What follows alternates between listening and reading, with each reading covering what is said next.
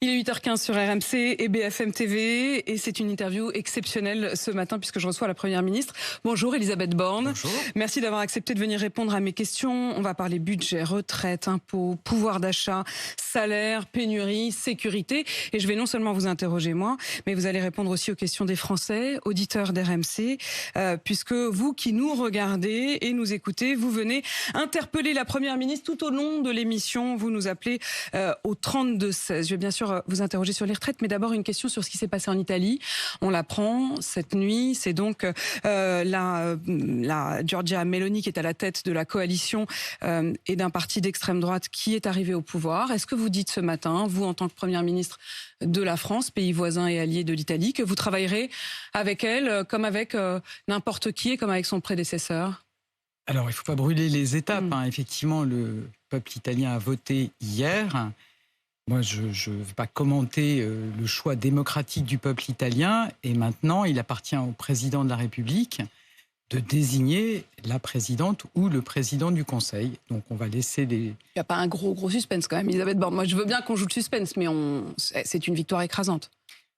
Il y a effectivement un très bon score de Madame Meloni, mais je vous dis, c'est pas moi qui vais désigner la présidente ou le président du Conseil. On va laisser le président de la République italienne le faire. Mais vous avez peut-être entendu les propos de Ursula von der Leyen, qui est donc à la tête du Conseil européen, qui mettait en garde et presque menaçait les Italiens à la fin de la semaine dernière en disant, en gros, si vous votez pour Giorgia Meloni, moi j'ai les outils, vous serez du côté des anti-européens, en gros, et donc moi j'ai les outils pour vous sanctionner. Qu'est-ce que vous avez pensé de cette... Ce que dit la présidente de la Commission, c'est que en Europe, on porte un certain nombre de valeurs et que bien évidemment, on sera attentif, et la présidente de la Commission, à ce que ces valeurs sur les droits de l'homme, sur le respect des uns et des autres, notamment le respect du droit à l'avortement, par exemple, soient respectées par tous. Mais pour vous, c'est normal de dire en gros au peuple italien, voilà, si vous votez Giorgia Meloni, vous serez un peu puni, quoi. Enfin, la présidente de la Commission, elle est dans son rôle à rappeler qu'en Europe, nous portons des valeurs et que chaque État doit s'inscrire dans le cadre de ces valeurs sur l'état de droit, sur les droits de l'homme, sur, voilà, je vous dis, le respect, par exemple, du droit à l'avortement. Elisabeth Borne, journée importante aujourd'hui puisque vous présentez de nombreux textes en Conseil des ministres, qu'on est pile une semaine avant la reprise de la vie politique au Parlement. Et il y a notamment bien sûr cette question des retraites. Quand, comment ? Elisabeth Borne, vous avez été ministre du Travail. Est-ce que vous vous dites franchement qu'une réforme aussi importante que la question des retraites peut passer par un amendement ?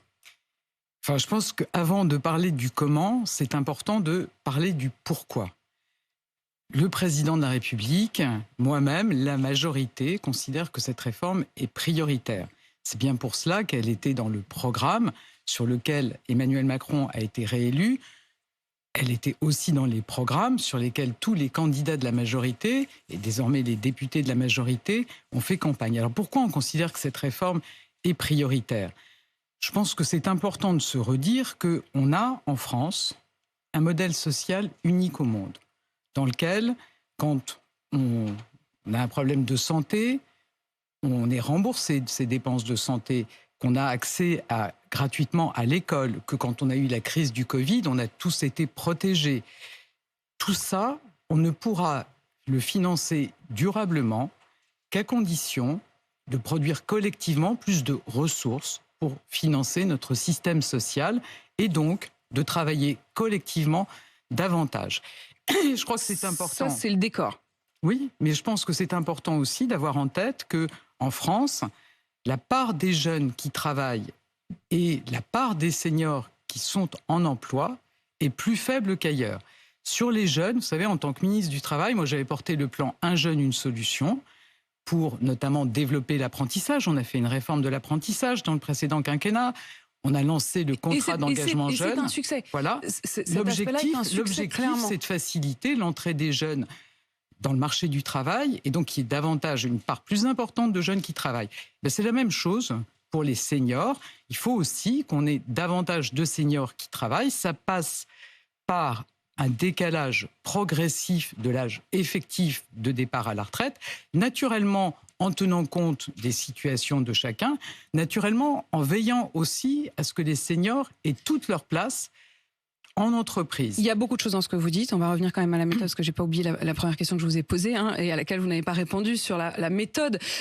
Mais sur le fond, vous venez de dire, en décalant progressivement l'âge de départ effectif, est-ce que vous avez retenu finalement 64, 65 ? Tout ça, on en parlera le moment venu. Peut-être dire aussi, dire aussi que tous les organismes qui évaluent l'équilibre de notre système de retraite nous disent que cet équilibre, il se dégrade, le déficit se creuse. Nous refusons d'augmenter les cotisations et nous refusons de baisser les pensions dans les engagements du président de la République. Donc, mécaniquement, vous allez allonger la durée du travail. Dans les engagements du président de la République, je dis même qu'on a prévu de revaloriser les plus petites pensions. Donc, du coup, la solution, c'est en effet de décaler progressivement l'âge effectif de départ à la retraite, et je le redis, naturellement, en tenant compte des carrières longues, en tenant compte de la pénibilité. Je vous repose quand même la question, parce que Emmanuel Macron, candidat, avait parlé de 65 ans, puis de 64 ans. Lequel des deux chiffres faut-il retenir ? On aura l'occasion d'avoir ce débat, et moi je souhaite qu'il y ait du dialogue, de la concertation avec les partenaires sociaux, avec les groupes parlementaires à l'Assemblée, et on est en train de chercher la meilleure voie pour à la fois mettre en œuvre cette réforme rapidement, à l'été 2023, en même temps trouver une place pour du dialogue et de la concertation. Elisabeth Borne, vous avez reçu un par un chacun des présidents de groupe, de l'opposition, de la majorité. Vous avez longuement déjeuné avec Emmanuel Macron vendredi pour vous mettre d'accord, et vous nous dites ce matin que vous ne savez toujours pas ce que vous allez faire. Alors, vous avez vu qu'on a prévu avec le président de la République d'avoir un échange cette semaine avec, naturellement, les ministres concernés et les responsables de la majorité. Je peux vous rassurer, la décision, avec le président de la République, on décidera d'ici la fin de la semaine. Et pourquoi d'ici la fin de la semaine et pourquoi pas la semaine dernière ? Parce qu'on cherche la meilleure voie pour, je vous dis, à la fois mettre en œuvre cette réforme rapidement, à l'été 2023, en même temps avoir laissé la place au dialogue et à la concertation. Si vous faites effectivement cette réforme, et vous venez de dire qu'il n'était pas question de ne pas la faire, donc ça déjà, l'option ne pas la faire est exclue. Je vous confirme, et tous ceux qui font semblant de croire qu'il n'y a pas un problème de déficit du système de retraite, je les invite à relire le rapport du Conseil d'orientation des retraites, qui est très clair. Non seulement il y a un déficit, mais ce déficit se creuse. Il reste donc deux options pour la faire passer. Soit vous la mettez un peu en loose dé dans un amendement glissé dans le budget de la Sécu. Ça permet que ça passe très vite. Mais vous venez de nous dire que vous vouliez qu'il y ait quand même un débat avec les partenaires sociaux. Je vois pas très bien comment il peut y avoir débat si c'est glissé par un amendement. Deuxième option, vous le faites après Noël par une véritable loi. On est bien d'accord ? Donc il y a différents scénarios. C'est ces deux scénarios-là. Il y a différents scénarios, et donc nous cherchons en effet la meilleure voie, avec l'objectif d'avoir du dialogue, de la concertation et d'avancer rapidement. Je voudrais que vous écoutiez ce que François Bayrou a dit hier à propos de l'option de le faire passer par un amendement. Il n'est pas tout à fait d'accord. On n'est pas aux pièces. Prendre 3 ou 4 mois pour réfléchir ensemble, mettre sur la table des faits et des options et des propositions, moi je pense que ça serait bon, pas seulement pour la paix civile, ça compte, mais pour la réforme elle-même. Parce que derrière tout ça, il n'y a pas que la question des retraites. Il y a la question de la méthode de réforme qu'on peut suivre pour le pays. Est-ce que vous répondez à François Bayrou, qui est pas officiellement votre opposant, mais qui là, tout d'un coup, vous met un peu la pression quand même? Alors, avec les partenaires de la majorité, je pense que c'est mieux de discuter en petit comité, et donc ça tombe bien. On a une réunion avec le président de la République et les responsables de la majorité, donc on aura l'occasion d'en parler. Et François Bayrou est donc invité, ce sera mercredi. Mais enfin, il y en a d'autres avec qui vous avez beaucoup travaillé quand vous étiez ministre du Travail, comme Laurent Berger, qui est à la tête de la CFDT. Et lui, il a dit ici même, à ce même micro la semaine dernière, il a dit si ça passe par un amendement, nous irons dans la rue. Vous avez franchement le luxe de mettre la CFDT dans la rue. Mais ce qui est important aussi, c'est que chacun nous confirme sa volonté de dialoguer sur ce sujet. Mais vous aussi, il faut que vous dialoguiez. Voilà, écoutez, donc on cherche, je crois que les termes sont clairs, et on en parle cette semaine avec les responsables de la majorité, et on fera part de la décision que nous prendrons avec le président de la République d'ici la fin de la semaine. On vous sent retenu, quoi. Vous ne pouvez pas dire, qu'est-ce qui vous empêche? Attendez, on ne va pas réunir les responsables de la majorité cette semaine est décidé avant. Donc mais vendredi, la priorité pour vous, c'était de réunir, et vous l'avez fait, tous les opposants, vous les avez écoutés, vous rajoutez chaque fois une étape. Quoi. Non, mais nous écoutons les points de vue et c'est à partir de cela qu'on choisira la meilleure voie avec le président de la République. Avec cette question également ce matin, qui est la question de l'énergie. On va y revenir dans un instant, les prix de l'énergie, mais aussi dans votre budget, il y a des questions sur les prix. Et notamment, il y a le prix du paquet de cigarettes, qui concerne quand même beaucoup de Français, qui pourrait passer à 11 € si vous déplafonnez en quelque sorte la hausse des prix des cigarettes. Est-ce que vous confirmez ce matin que le prix du paquet pourrait augmenter fortement ? Alors, je vous confirme que le prix du paquet, il va augmenter comme l'inflation. Ça serait assez paradoxal, vous voyez, que la hausse des cigarettes soit moins élevée que l'inflation. Ça veut dire que finalement, relativement, le prix baisserait. Compte tenu de l'impact sur la santé du tabac, je pense que ça serait peu compréhensible. Et donc, on a prévu en effet d'indexer le prix du paquet de cigarettes sur l'inflation. Le prix des autoroutes, les tarifs du péage qui vont mécaniquement augmenter de 7 à 8%. Vous avez aussi été ministre des Transports. Est-ce que vous allez tenter, et est-ce que vous en avez les moyens, de bloquer cette hausse qui interviendrait au 1er février? Je vous confirme que le ministre chargé des Transports va réunir les présidents des sociétés d'autoroutes pour regarder avec eux comment on peut amortir cette hausse. Donc il les verra très prochainement. Et parmi les questions également de revenus et de ressources, Elisabeth Borne, il y a cette question, l'éventualité de demander aux labos pharmaceutiques qui ont fait beaucoup de profits pendant les 2 années qui viennent de s'écouler, de mettre la main à la pâte par une taxe exceptionnelle sur leurs super profits. Est-ce que ça fait partie des options que vous envisagez aussi ? Je vous confirme que dans le projet de loi de financement de la sécurité sociale, donc le budget de la sécurité sociale qui est présenté ce matin en même temps que le budget de l'État, donc le projet de loi de finances pour 2023, on demande des efforts aux laboratoires pharmaceutiques. Vous demanderez des efforts de quel ordre? Vous ne savez pas encore? Vous allez discuter avec eux? Voilà. Mais ils mettront la main à la pâte. On peut tous constater qu'effectivement, ils ont réalisé un chiffre d'affaires important du fait de la crise sanitaire. Et donc aujourd'hui, je pense que c'est important qu'ils participent à l'effort collectif. Elisabeth Borne, vous avez allumé le chauffage à Matignon? Pas encore. Pas encore. Donc aujourd'hui, il fera 15. Au plus fort de la journée à Paris, il fera 15 et vous n'avez pas allumé le chauffage. Alors cet été, nous ne mettions pas la climatisation et on va être effectivement attentif à ne pas chauffer trop tôt. Ensuite, on appliquera la règle qui s'applique depuis les années 70, d'avoir un chauffage à 19 degrés. Et on pense bien sûr à tous les Français qui, on vient de passer une semaine assez fraîche et la semaine qui s'ouvre va être assez fraîche. Il y a une partie de la France qui sera aux alentours de 15 degrés, donc nettement moins que les 19. Et ils hésitent même à allumer le chauffage. Ils culpabilisent d'allumer le chauffage. Qu'est-ce que vous leur dites? Ils peuvent allumer le chauffage là? Attendez, la règle c'est de chauffer à 19 degrés. Donc s'il fait 15 degrés, naturellement vous pouvez allumer votre chauffage. Je pense que, je voudrais aussi rappeler qu'on a mis en place, on a prolongé le bouclier tarifaire. Je l'ai annoncé il y a près de 15 jours qu'on prolongeait les boucliers tarifaires pour que les ménages ne soient pas trop pénalisés par la flambée des prix de l'électricité et du gaz. Donc plutôt qu'une multiplication par 2,2, pour les ménages, on limite la hausse des prix à 15% pour le gaz comme pour l'électricité. Avec cette question, vous évoquez le bouclier tarifaire, il touche et il protégera les particuliers, ça on l'a bien compris.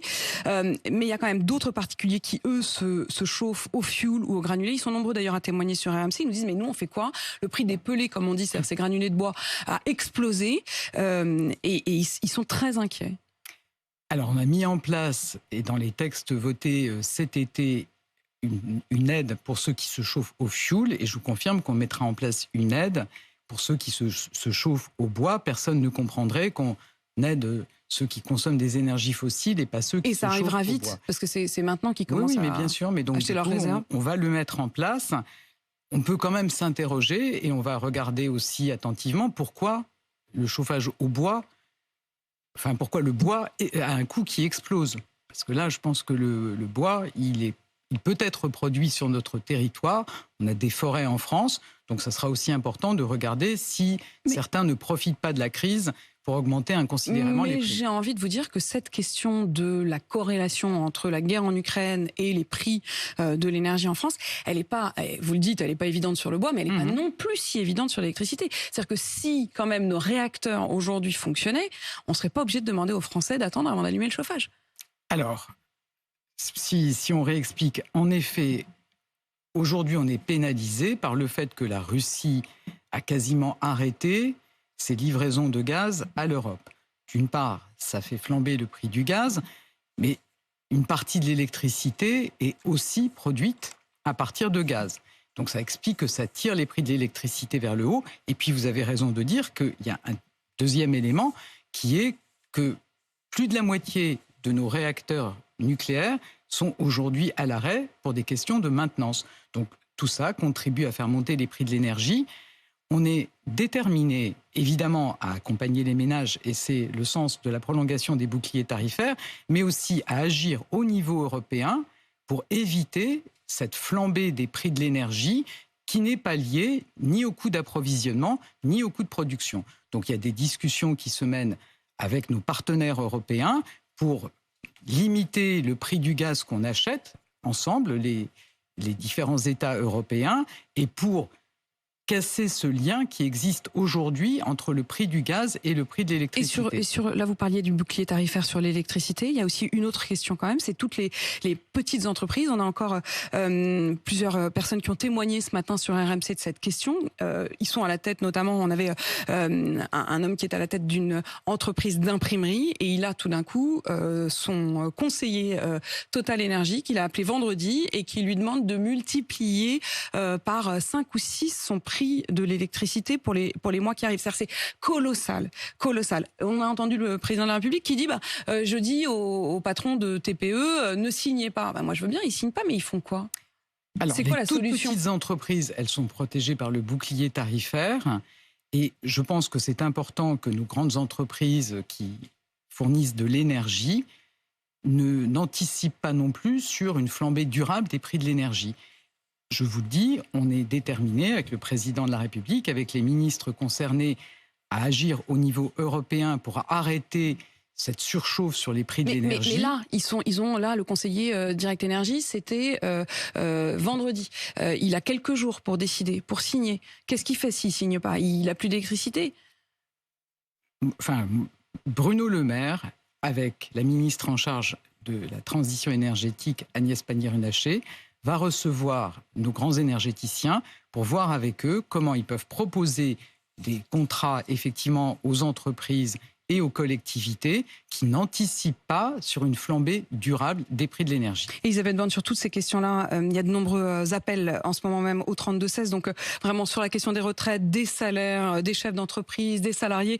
On aura toutes ces questions dans un instant qui vous seront posées directement par les auditeurs. Je voudrais qu'on parle de la question de l'école et de la laïcité. Une note des services de l'État datée du 27 août que BFM TV s'est procurée évoque en détail ce qu'on appelle une véritable mobilisation anti-laïcité, avec notamment des défis sur les réseaux sociaux et des défis comme le fait de mettre son voile à l'intérieur même du collège et du lycée. Je voudrais que vous regardiez ces images. Elles sont partout en ce moment sur les réseaux sociaux, notamment sur TikTok. On voit des jeunes filles qui mettent le voile et qui se voilent dans le lycée et qui invitent les autres à faire de même.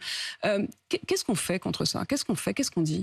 Alors, on dit que la loi est très claire.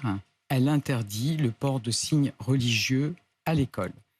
Et moi, je suis déterminé à ce que cette loi soit respectée. On ne transige pas avec les lois de la République. Le ministre de l'Éducation nationale, Pape Ndiaye, a eu l'occasion de remobiliser ou de mobiliser tous les chefs d'établissement pour qu'ils fassent remonter les cas qui pourraient intervenir. Il y a des équipes dans les rectorats pour appuyer les équipes pédagogiques et on fera respecter la loi. Les ports de signes religieux sont interdits à l'école. Avec quand même des moments où, par exemple, la semaine dernière, il y a une prof qui a été menacée de mort dans le centre de Paris parce qu'elle a demandé à une élève d'enlever son voile. Le frère de 22 ans a appelé directement la prof en lui disant « Je vais te défoncer. Si vous touchez au voile de ma sœur, je vous tue ». Elle a appelé la police est arrivé et en chemin, ils ont trouvé le frère de la jeune fille qui se rendait au lycée pour passer à exécution ces menaces. Il a redit d'ailleurs à la police « Si vous touchez au voile de ma sœur, je vous tue ». Oui, mais je pense qu'il faut que les choses soient très claires. Nous ferons respecter la loi sur l'interdiction du port de signes religieux à l'école et évidemment tous les auteurs de menaces seront poursuivis. Il n'y a pas de flou là-dessus. Il n'y a aucun flou sur le sujet. Les profs ne se sentent pas seuls, vous vous dites pas... ou en tout cas, s'ils se sentent seuls, vous leur dites ce matin, non? Sur les professeurs, il y a des équipes d'appui au niveau des rectorats, et bien évidemment, la police, la justice seront mobilisées s'il y a des menaces telles que celles que vous évoquez. Et parallèlement, à l'école, on nous avait promis un prof par classe, mais dans les faits, ça n'est toujours pas le cas. Il y a de nombreuses écoles qui nous font remonter notamment des témoignages en nous disant que 3 semaines après la rentrée, il y a des écoles où les profs sont officiellement là sur le papier, mais pas devant les classes, parce que finalement, ils ne sont jamais arrivés, ou qu'ils avaient été prévus dans une autre école. Il manque des profs de physique-chimie, de SVT, d'espagnol, d'histoire-géo, des familles qui disent qu'elles se sentent abandonnées. Est-ce que ça peut encore durer? Est-ce que vous avez conscience de ces problèmes-là? Le fait qui est clair, c'est qu'on a des difficultés de recrutement, et c'est bien pour ça qu'on veut rendre ce métier d'enseignant plus attractif. Ça passe par une revalorisation. On parlait du budget qui est présenté aujourd'hui. Il y a des moyens dans le budget de l'Éducation nationale pour honorer la promesse du président de la République dans sa campagne de revaloriser les salaires des enseignants, de faire qu'aucun professeur n'est recruté à moins de 2 000 € net par mois. Il faut aussi travailler sur dès cette année, l'attractivité. C'est pas quelque chose qui va arriver. Pour Donc vous, c'est des négociations qui vont s'ouvrir entre le ministre et les organisations syndicales représentatives rapidement. Et donc on veut aussi travailler sur l'attractivité en donnant plus de marge de manœuvre aux professeurs. Donc il faut travailler sur ce sujet. Dans le budget qui est présenté aujourd'hui. Je vous confirme que dans le budget, il y a la revalorisation des enseignants et il y aura des négociations entre le ministre et les syndicats représentatifs. Et il y a par ailleurs un enjeu important sur l'attractivité de ce métier qui est de donner des marges de manœuvre aux équipes pédagogiques. Le ministre lancera la semaine prochaine les concertations dans les écoles qui le souhaitent pour adapter les modalités pédagogiques, tenir compte du contexte de chaque établissement. Donc on veut avancer sur ce sujet pour répondre effectivement pour qu'il y ait un professeur devant les élèves systématiquement. On a été très mobilisés et le ministre, dès sa nomination, a été mobilisé pour recruter, le cas échéant, des enseignants contractuels. On aura aussi un concours pour titulariser de façon exceptionnelle ces enseignants au cours de l'année qui vient. Donc on réagit à chaque fois qu'il manque un professeur. Je peux vous assurer que c'est suivi très attentivement pour apporter une réponse. Julien Bayou démissionne de son poste de secrétaire national des Verts. Il a pris la décision, il l'a officialisé ce matin. Voilà ce qu'il dit. « Je suis accusé de faits qui ne me sont pas présentés, dont mes accusateurs, accusatrices disent qu'ils ne sont pas pénalement répréhensibles et dont je ne peux pour autant pas me défendre puisqu'on refuse de m'entendre. » Est-ce que c'est satisfaisant ? Enfin, moi, je ne vais pas commenter la situation de M. Bayou. Je pense que, voilà, moi, je respecte sa décision pour pouvoir se défendre. Je ne vais pas rentrer dans le détail des faits sur lesquels une partie, je le note, de son groupe politique le met en cause. Moi, je ne vais pas rentrer dans ces Mais sur cette question d'opacité, en tout cas, que lui pointe en disant « je suis accusé de faits qui ne sont pas présentés, mes accusatrices disent qu'elles ne sont pas pénalement répréhensibles », est-ce qu'il n'y a pas un problème peut-être de vitesse de la justice? C'est-à-dire, on se retrouve avec des groupes politiques qui doivent à tâtons décider et c'est jamais assez. Oui. Il se trouve qu'une des responsables du parti de M. Bayou l'accuse. Enfin, moi, je ne vais pas rentrer dans ces débats-là. S'il y a des plaintes, bien évidemment, on traitera ces plaintes. En l'occurrence, c'est des débats internes à Europe Écologie Les Verts, je ne vais pas m'en mêler. Mais vous considérez quand même que c'est à la justice de décider ? Alors, je considère naturellement que c'est à la justice de décider et je considère aussi que toute forme de violence contre les femmes est inacceptable et peut-être que ce mouvement traduit aussi ça et la nécessité pour les partis politiques d'intégrer pleinement le fait que la violence contre les femmes, la violence au sein des familles, ça doit cesser et qu'on est très mobilisé pour lutter contre les violences intrafamiliales, pour lutter contre les violences sur les femmes. Elisabeth Borne, Première ministre, invitée d'RMC et BFM TV, et des auditeurs qu'on accueille tout de suite.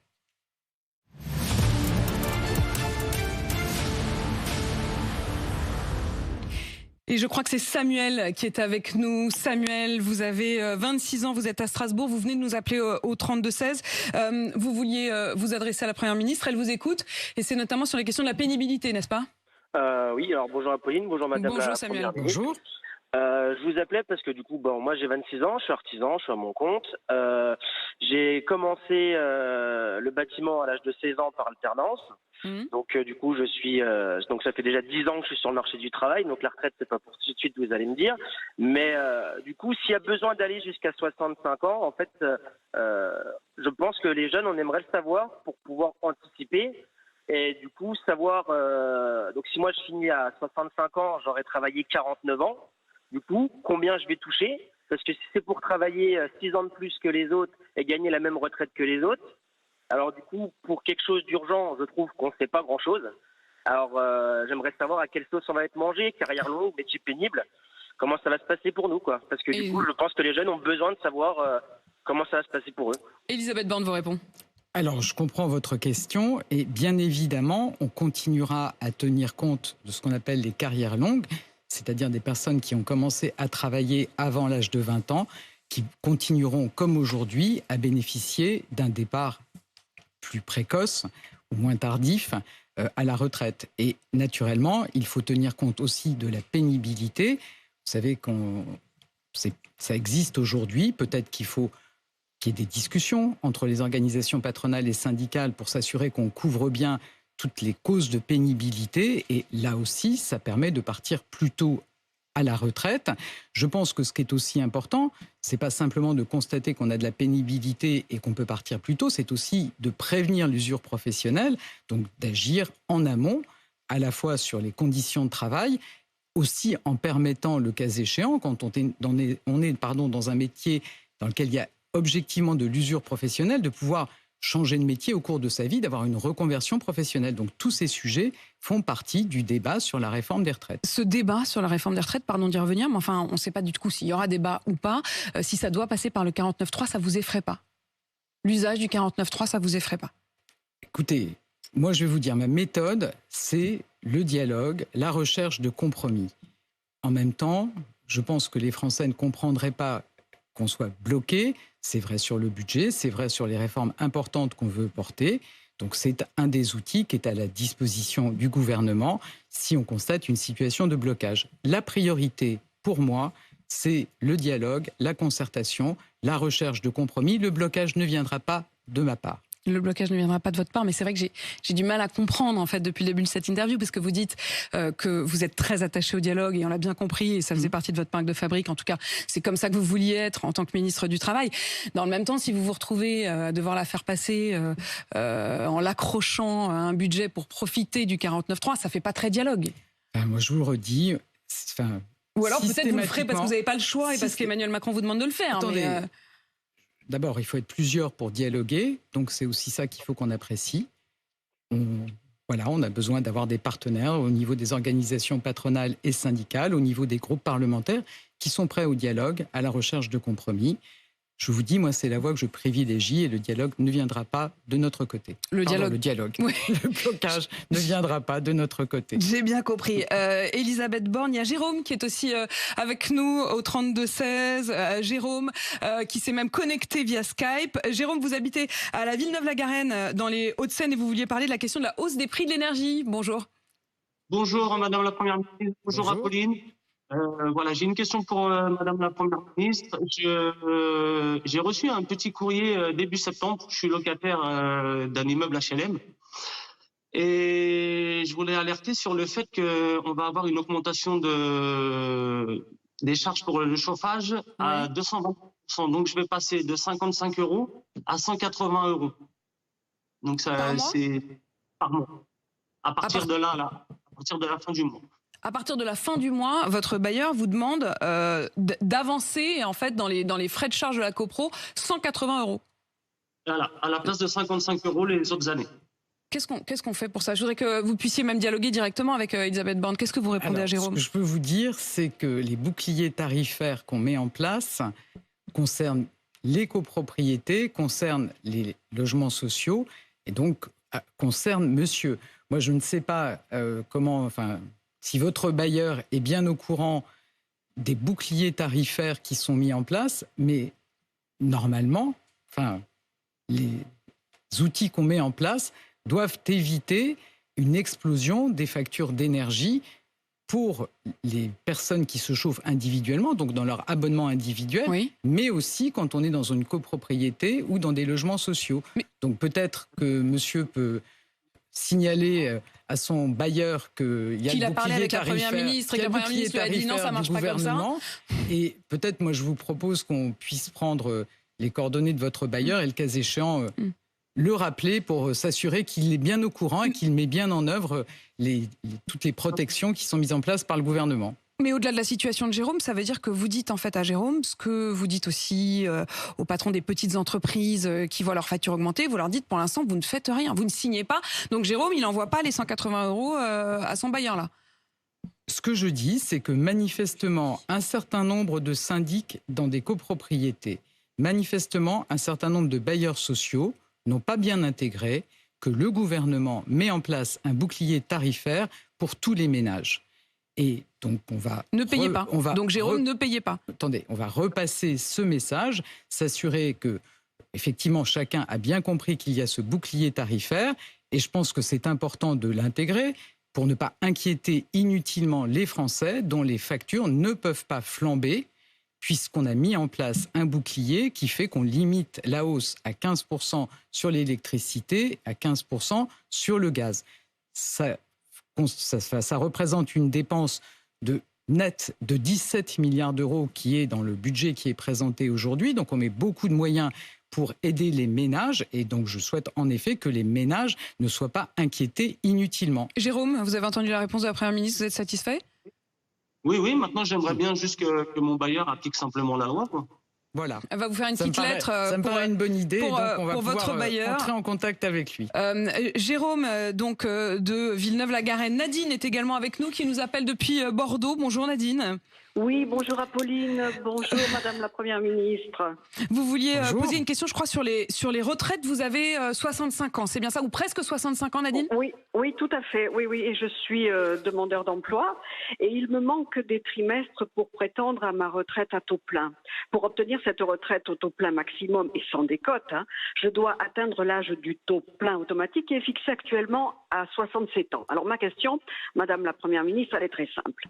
Comme vous envisagez de décaler l'âge de départ à la retraite ou d'allonger la durée des cotisations, allez-vous décaler également l'âge du taux plein automatique qui est donc fixé aujourd'hui à 67 ans? Demain, passera-t-il à 69, 70, voire plus?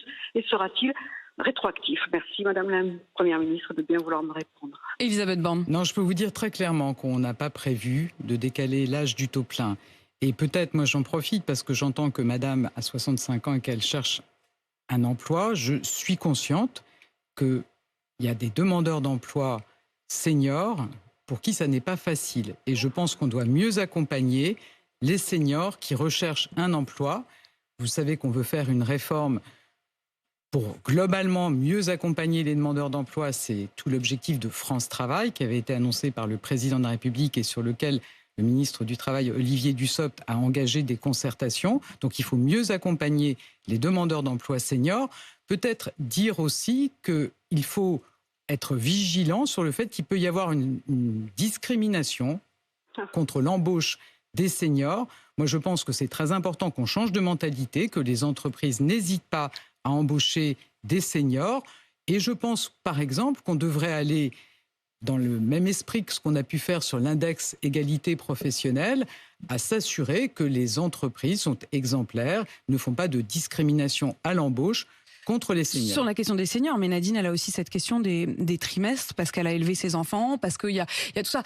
Au-delà de cette question-là, Elisabeth Borne, si vous décalez l'âge de départ à la retraite, alors certes, ça va faire une manne financière, mais de l'autre côté, et ça c'est les calculs notamment des experts sur les retraites, ils disent il va y avoir aussi un coût supplémentaire, parce que précisément un cas comme celui de Nadine, qui si elle est au chômage et qu'elle part à la retraite à 63 ans, bon, vous finissez les cotisations chômage et vous commencez la retraite. Si vous repoussez, il va falloir payer les cotisations plus longtemps. Et puis il y a un autre problème aussi, c'est le départ en bonne santé, c'est-à-dire que la santé va se détériorer et ils alertent sur le coût que ça pourrait représenter pour la sécurité sociale. Vous l'avez pris en compte? Naturellement, on est attentif à ce que tous les salariés qui sont dans des métiers pénibles ne se voit pas repousser l'âge de départ en retraite et qu'effectivement on prenne en compte ces enjeux d'usure professionnelle, je l'ai dit, qu'on prenne en compte, qu'on lutte contre la pénibilité aussi. Il ne suffit pas simplement de constater qu'on a fait sa carrière dans un métier pénible, il faut aussi lutter contre l'usure professionnelle. Et par ailleurs, moi je vous signale, parce que j'entends qu'on me dit effectivement les seniors ne trouveront pas un emploi. Aujourd'hui, je le redis, il y a une forme de discrimination à l'embauche contre les seniors, ça n'est pas acceptable. Et c'est pour ça que je dis que travailler sur un index qui permettrait de s'assurer qu'il n'y a pas de discrimination à l'embauche dans une entreprise, ça me semble quelque chose d'important. Il faut créer cet index. Je pense qu'il faut que les organisations patronales et syndicales en discutent, mais ça me semblerait une bonne idée. Donc il faut mieux accompagner les seniors, il faut aussi penser à les former tout au long de la vie professionnelle. On a mis en place des outils dans le précédent quinquennat, le compte personnel de formation. Il faut qu'il soit utilisé, y compris pour les seniors. Elisabeth Borne, il y a aussi Frédéric qui est avec nous, qui est restaurateur. Frédéric, vous aviez une question sur l'équation salaire et hausse des prix, c'est ça ? Exactement. Bonjour Madame Borne. Bonjour Frédéric. Aujourd'hui, donc moi je suis restaurateur depuis 27 ans. On a eu enfin une revalorisation des grilles de salaire, donc du CHR, de 17%. Donc maintenant les salariés sont payés effectivement pour le travail qui est effectué, un travail qui est quand même assez pénible. Le souci c'est que mécaniquement le brut a explosé. Et donc quand on cumule tout entre le brut, donc l'augmentation des salaires, donc les charges patronales, charges sociales, l'augmentation de l'énergie, les 30% d'augmentation des coûts matières, plus les 25 ou 29% de majoration des heures supplémentaires au-dessus de 35 heures, là aujourd'hui, moi je prêche pour ma paroisse, on a beaucoup de restaurateurs qui aujourd'hui se posent la question de fermer peut-être un jour de plus, donc de générer moins de taxes, moins de TVA, moins d'impôts, moins de chiffre d'affaires, et de licencier du monde. Donc moi personnellement, là aujourd'hui, j'ai dû me séparer de personnes parce que la charge salariale commence à devenir beaucoup trop importante par rapport parce que vous avez trop de coûts et que cette augmentation de salaire pèse également. Qu'est-ce que vous dites à ça, Elisabeth Borne ? Je pense qu'il y a différents sujets, que tout le monde puisse être préoccupé par la flambée des prix de l'énergie, par l'inflation. Je peux vous assurer que, je le redis, que mon gouvernement est très mobilisé pour éviter cette flambée des prix au niveau européen. Mais là, c'est la tension, c'est-à-dire c'est la question de l'augmentation des salaires. Et d'ailleurs, ça, vous aviez commencé cette discussion quand vous étiez encore ministre du Travail. Vous aviez dit au patron, il faut augmenter les salaires. Là, pour le coup, ils le font. Dans la restauration, ils ont joué le jeu. Ils ont augmenté de 16 à 17% les salaires. Mais derrière, ils se prennent la hausse de l'énergie, la hausse des prix des matières premières, le lait, les crèmes, tout augmente. Je pense qu'il n'y a pas... Il n'y a pas de choix, bien évidemment. Quand on est dans des secteurs qui sont en tension, qui ont du mal à recruter, comme l'étaient les hôtels, cafés, restaurants, il faut aussi rendre ces emplois plus attractifs. Et ça passe par une hausse des rémunérations, par des discussions sur les conditions de travail, les coupures. Et donc, c'est quelque chose qui est indispensable. Évidemment, mon gouvernement est très mobilisé pour lutter contre la flambée des prix de l'énergie et que ça ne vienne pas se surajouter à des augmentations de salaire qui sont parfaitement légitimes. Et c'est fini dans un instant. Elisabeth Borne, juste, je vous ai connue plus détendue, alors rarement très très détendue, mais on sent quand même que pour vous, si ça avait tenu qu'à vous, vous auriez décidé déjà là, ça y est, sur les retraites. C'est quand même le truc qui vous reste au-dessus de la tête et qui vous empêche... Non, je vous assure que je pense qu'on a... Mais vous avez une marge de liberté ? On a beaucoup de discussions avec le président de la République. C'est une décision difficile de trouver le bon chemin. Et donc, on va continuer à échanger cette semaine et on prendra une décision d'ici la fin de la semaine. Je vous rassure. Voilà, c'est pas de souci. Elisabeth Borne, première ministre, invitée exceptionnelle de BFM TV et RMC. Merci à vous, il est 8h54.